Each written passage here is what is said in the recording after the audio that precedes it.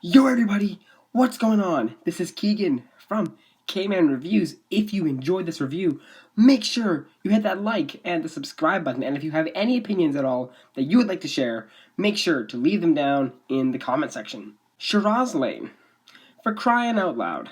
Shiraz Lane are a Finnish rock band that are no strangers on this channel. I've covered them before with their most recent project as of recording this video, that being the Vibration 1 EP, which you can check out via the link in the corner. However, after that video, I got a few more requests to cover them, so I'm going to get to those, starting with today's review, the band's debut album, released in 2016, For Crying Out Loud. How does their older output compare to their newer? Let's find out as I review it track by track. We'll start with the singles, with there being 3 of them. The first one being Mental Slavery, which definitely gives me some conflicted feelings. For one, I love this instrumental. It's aggressive, it's nostalgic, really reminds me of some Guns N' Roses in particular, and the guitar solo is pretty satisfying to hear. My biggest problem though, unfortunately, is Hans Kett, lead vocalist. Yeah, Axl Rose he is not, and while he isn't a bad vocalist per se, but on this track here, he really sticks to his upper, more shrill register. And there's only so much of that you can handle in one track before it just starts to get annoying. And it crosses that threshold here.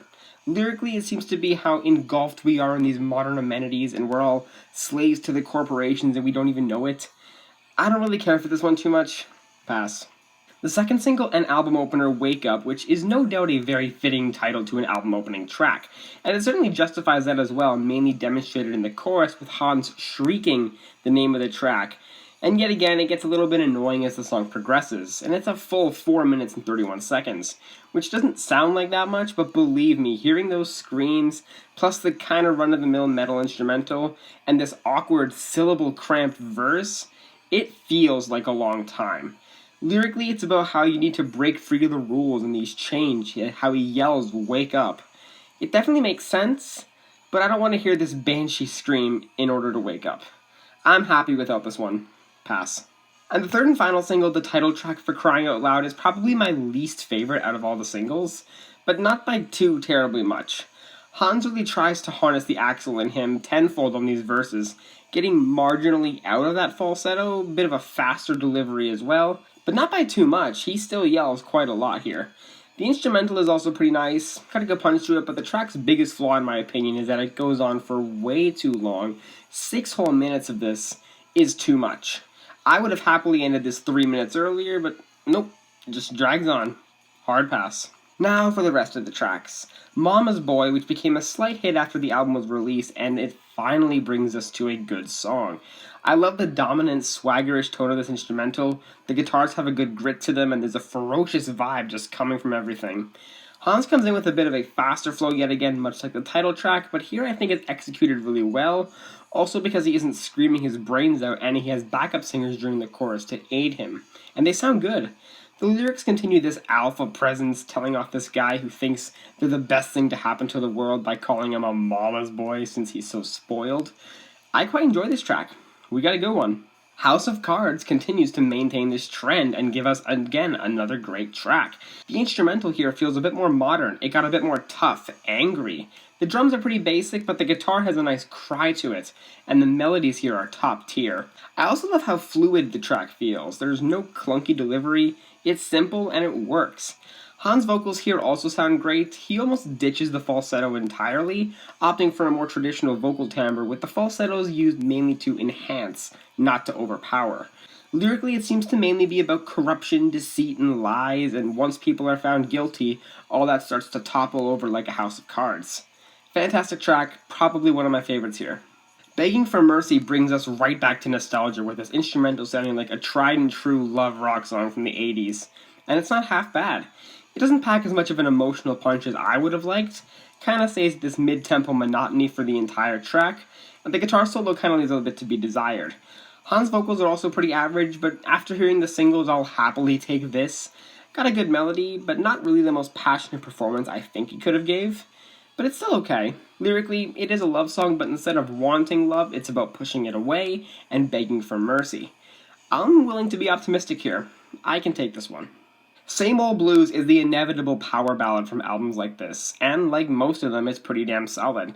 My favorite part of this track, though, is just how good Hans sounds singing these heartfelt, melancholic lyrics about the aftermath of this breakup, suffering the grief and regret, but that's just how breakup goes. It's only temporary, and they'll be alright. The instrumental is pretty stereotypical for the genre, overall slow tempo but grand soaring guitars and heavy drums. But yeah, this is probably the best I've heard Hans on the whole record, and is certainly an album standout. Give this a listen. Behind the Eight Ball really has this vintage rock groove to it. The snaps, the guitar riffing, that bass line. This feels classic in every sense of the word, but with that metal touch to it, and I love it. It runs at a pretty slow pace, but the track changes tones, strips down quite a few times throughout the 5.5 minute runtime, and it keeps the song interesting. Hans also changes tones a few times, going from a shrill howl to a more gentle, intimate falsetto than to a regular singing voice. Combining all these elements, and the track is incredibly diverse and unique, is another album standout. This is great. I love it. Bleeding is another power ballad, and in all honesty, I don't think this one is on the same level as Same Old Blues. For one, it's way too long at this slog tempo, stretching all the way out to 6.5 minutes, which it does very little with that amount of time. The chorus isn't even that impactful. The biggest punch it delivers is Hans' screeches, and especially an easily delivery here. Lyrically, it's just about being in pain because this girl left him. Yeah, I don't really care for this one too much. Hard pass. M.L.N.W, which stands for Make Love Not War, is one of the sleeper hits on this record in my opinion. I really wish this one could have been a single, not just because of its obvious positive message about standing united and coming together in perfect harmony, but also because I think this is one of Hans' best performances vocally here. It's very melodious, invigorating, yet hopeful and optimistic. Even with the track barely missing out on 6 minutes, tracks like these don't tend to bother me with their length, when the instrumental is much more tame, almost relaxing. This is a wonderful song. I recommend it. And finally, the closer, which is actually a digital bonus track, Kill Me, parentheses, with Your Love, is a proper energetic track to end off this record. Feels like a mix of some thrashy elements, but with the flamboyancy of hair metal. The track also has a pretty solid groove and swagger to it, coming in these nice drums and satisfying bass. The melodies coming out of the vocals are pretty great, and this time while Hans tends to sing in falsetto for a decent handful of time here, each one feels meaningful and really impacts the track instead of becoming annoying. Lyrically, it's about this woman who's extremely intoxicating, voluptuous, someone this guy can't get enough of. It's simple, yet it works. Good closer. Overall, this Shiraz Lane album definitely had me worried at the start with the singles being kinda lackluster, but thankfully the meat of the album is rich, dense, and just all around better in comparison. It's kinda obvious that Hans didn't really know how to properly control his vocal range at this time, an issue that he would remedy going down the road, but for a debut, it wasn't terrible. I'm feeling a 6 out of 10 on this album. Well guys, hope you enjoyed that review.